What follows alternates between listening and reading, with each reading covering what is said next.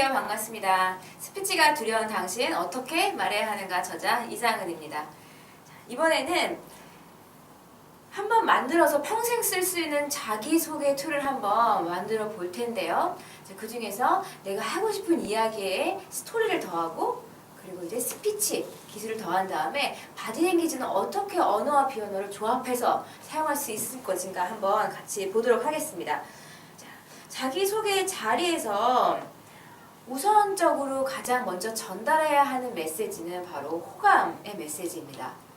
한 연구에 따르면 나에게 도움이 되더라도 비호감인 사람한테는 가지 않을 것이다. 그렇지만 나에게 도움이 좀 덜 되더라도 호감 있는 사람한테 찾아갈 것이다 라는 연구 결과가 하버드 비즈니스 스쿨에서 있었다라고 해요. 그만큼 호감이 얼만큼 우리한테 어떤 중요한 영향을 미치는지 알 수 있었던 부분인데요.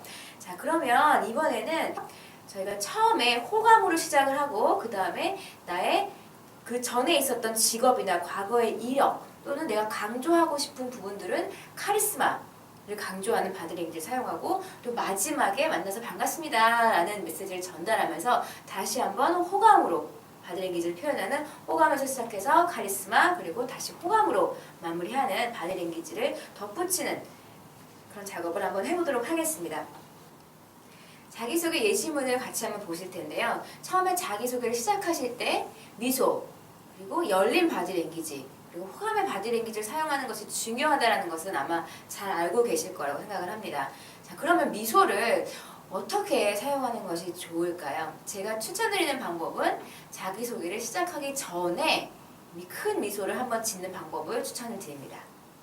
이야기를 하시는 중간중간에 미소를 지으시는 것도 굉장히 중요하지만 이야기를 시작하기 전에 전체를 한번 다 둘러본 후에 큰 미소를 짓고 그 다음에 자기소개를 시작하시는 방법은 스티브 잡스가 굉장히 자주 사용했던 방법 중에 하나인데요. 이것은 미소를 먼저 보여줌으로 해서 긍정적이고 호감을 먼저 전달하는 효과를 가지고 옵니다.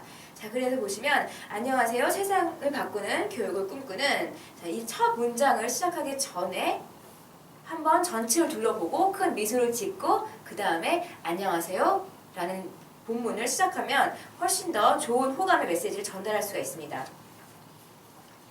자, 그 다음은 본인의 이름을 하고 안녕하세요. 세상을 바꾸는 교육을 꿈꾸는 교육업계의 스티브 잡스를 꿈꾸는 신성진입니다.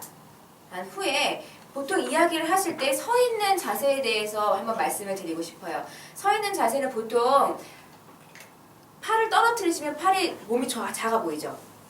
자, 그렇지만 팔을 살짝 올려주심으로 해서 살짝 각도를 넣어주시는 게 훨씬 더 나의 몸짓을 크게 만들어서 카리스마를 전달할 수 있는 방법입니다. 그래서 유의하실 점은 팔을 그냥 이렇게 떨어뜨린 채로 이야기를 하지 마시고 팔을 살짝 들어서 각도를 주신 상태에서 각도를 넣으신 상태에서 이야기를 하는 것이 훨씬 더 자신감과 확신을 가지고 이야기를 전달할 수 있는 방법이라고 할 수가 있겠습니다. 자, 새벽을 깨우고 계신 멋진 분들을 좋은 공간에서 만나 뵙게 되어서 정말 반갑습니다. 반갑습니다 라는 표현을 하는 것은 어떤 바디랭귀지를 사용할 수가 있을까요?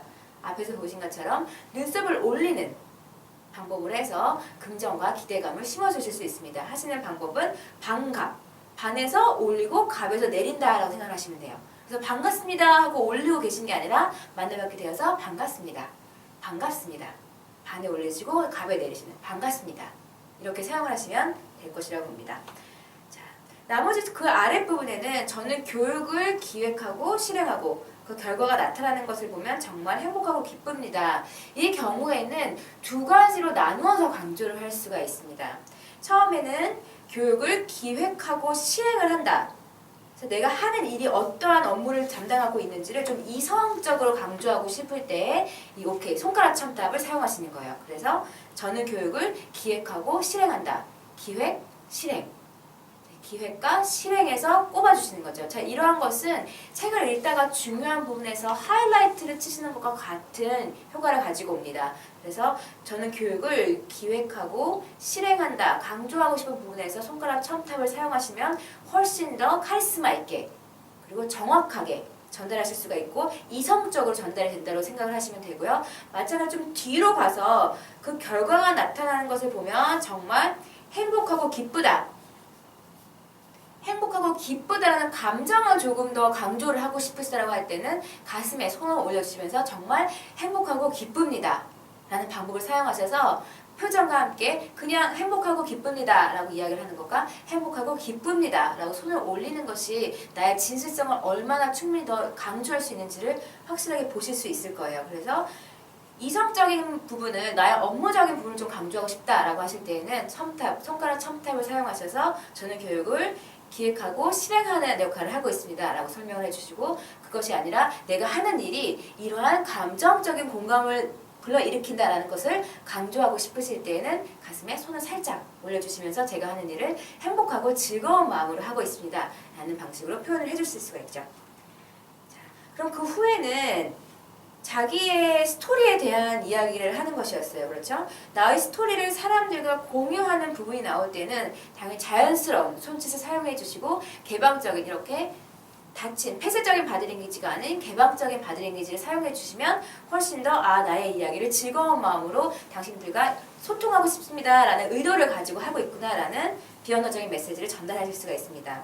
자, 마지막으로 또 중요한 것은 맨 마지막 부분에서 여러분들과의 관계도 스마트하게 할 수 있는 멋진 스마트 피플이 되겠습니다. 교육계의 스티브 잡스를 꿈꾸는 신선진, 잘 기억해 주십시오 라고 할 때 주먹을 살짝 쥐어서 잘 기억해 주십시오 라고 하는 것만으로도 해서 여기서 느낌표를 찍는, 기억해 주십시오, 느낌표를 찍는 그런 효과를 얻을 수가 있기 때문에 나중에 긍정적인 열린 바디랭귀지를 사용해서 부드러운 호감을 전달하고, 그 다음에 카리스마를 사용해서 어떠한 업무를 내가 담당하고 있었는지 정확하게 기억을 시키고, 마지막에 다시 한번 카리스마적인 본인의 스토리를 카리스마적인 열린 바디랭귀지를 사용하면서 호감을 전달하고, 마지막으로 잘 기억해 주십시오, 주먹을 살짝 짚는 바디랭귀지를 사용해서 마감을 하시면, 마무리를 하시면 듣는 사람의 훨씬 언어적인 내용만 전달이 되는 것이 아니라 듣지는 않아서 내용은 기억이 나지 않지만 어떠한 감정이었는지가 훨씬 충분히 전달이 잘 되기 때문에 훨씬 더 기억에 잘 남는 자기소개가 될 수 있을 거라고 생각합니다.